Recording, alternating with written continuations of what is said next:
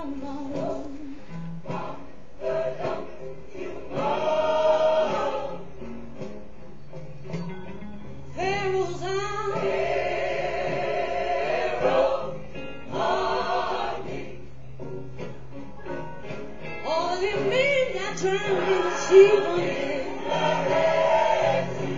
they did.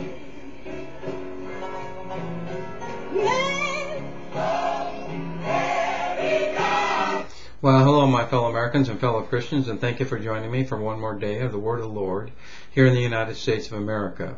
What I'm addressing here today is John Hagee and Jack Van Impe concerning their words about President Obama. Both these men are men of God, and I have to say, first of all, that Jack Van Impe, over the course of years, has been very kind and very generous in what he has presented to the United States of America. In fact, years ago, I had written a book, and I had sent it to quite a few pastors throughout this country. Jack Van Impe's ministry was the only one that responded very kindly and said that they would actually read the book.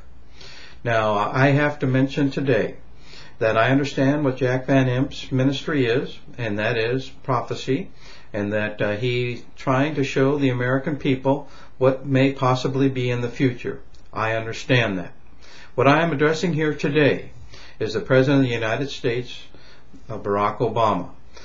President Obama has been in the news media over and over again, just thrashed, just torn to bits.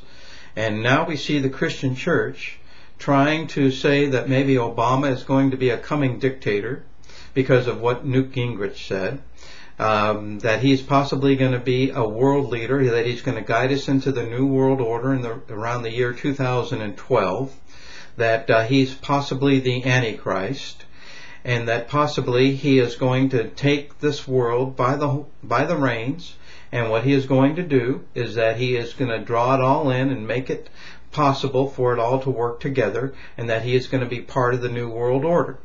Now, whether that is true or not, I do not know. However, what we have to remember is that President Obama is just that. He is the President of the United States. And irregardless what any man wants to think or say of this president, he still is to be respected as the President of the United States. President George Bush, I never really agreed with very much of what he did. However, I did respect his judgments and I did respect his decisions because he was the President of the United States, and I believe that his intentions were to help us as a people and as a nation. I do still believe that for President Obama. And people cannot make these speculations about the President if they have no facts to go on. Folks, we still do not know these things. It is pure speculation about President Obama.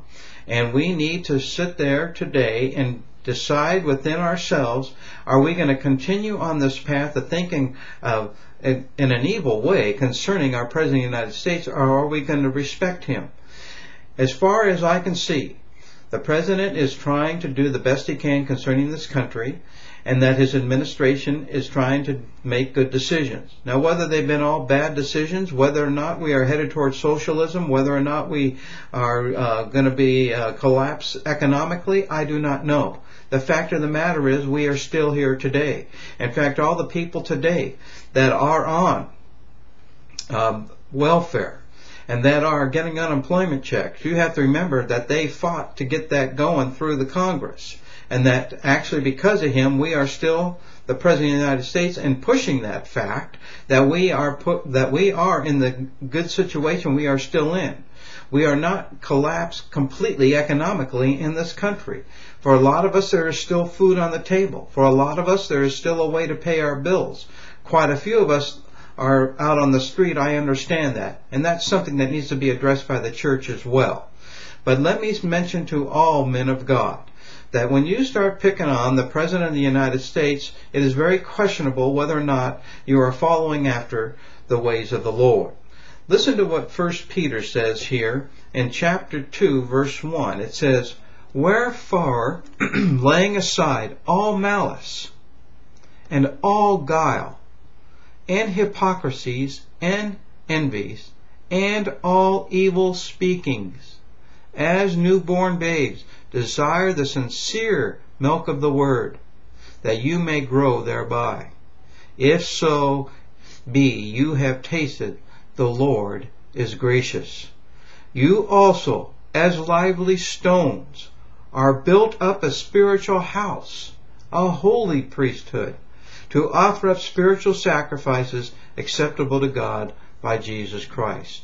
We need to question today whether or not the men of God and those men that are actually preaching it, if this is acceptable to the good Lord and what they are doing. Now, I have to say, the church seems to be going in the wrong direction. The church itself has a tremendous amount of corruption within it. The church itself needs to be built up. And the nation itself, 80% of this nation is almost divorced. We can't even keep our families together. And what we need to do is we need to address the real situations and real problems in this country and not speculate about the future. Our real problems are spiritual ones in this country. Our real problems are immorality. Our real problems are the young people having no guidance and no direction in which way to go. And the Lord said, any people that is called by my name, if they will turn unto me and repent of their sins, I will heal their land. We need to guide our country and the young people into the standards and ideals of living that are proper before the Lord. These things are what is important, and these things build for the future. Men of God have not come to the conclusion that until we make the church whole, will the nation become whole. Until the church becomes righteous, the nation will not be righteous. We cannot have a righteous fight or a righteous might unless the church is righteous. Men have to have a moral basis, a moral core Christianity in their minds and hearts in order for the nation to survive and be great. And unless those men have those core values, then yes, men in government will make wrong decisions. Yes, men in government will be corrupt. Yes, men in government will go in the wrong direction because they don't have the core values deep down within that make them strong. And that only comes through the Christian faith. Men have got to come to the conclusion within the Church of the Living God that these are the things that are necessary for the health of the nation. We can pick on the president all we want, but until the church changes, the nation will not change. We have everything within the church that needs to be addressed. We have immorality in the church. We have churchmen in and out of the news that is constantly an imprint upon the young people of this country. And it's saying that there is no destiny because the churchmen are so corrupt because they're in and out of the news so often, that there is nowhere to go. The church is no longer a place to go for righteousness, for truth, for honor, for peace, or a place of need, or a place to rejoice in, or is no longer seen as the promised land. We need to return unto these values that our country may become strong. Let me ask all men and women in this nation to pray for the welfare of this nation, but pray that the men of God in this country become great men of God again and guide this nation in the values of Christ and the virtues that He lays forth, that we may be blessed as a people and a nation again. And may we all respect the President of the United States. God bless you, and God bless the United States of America.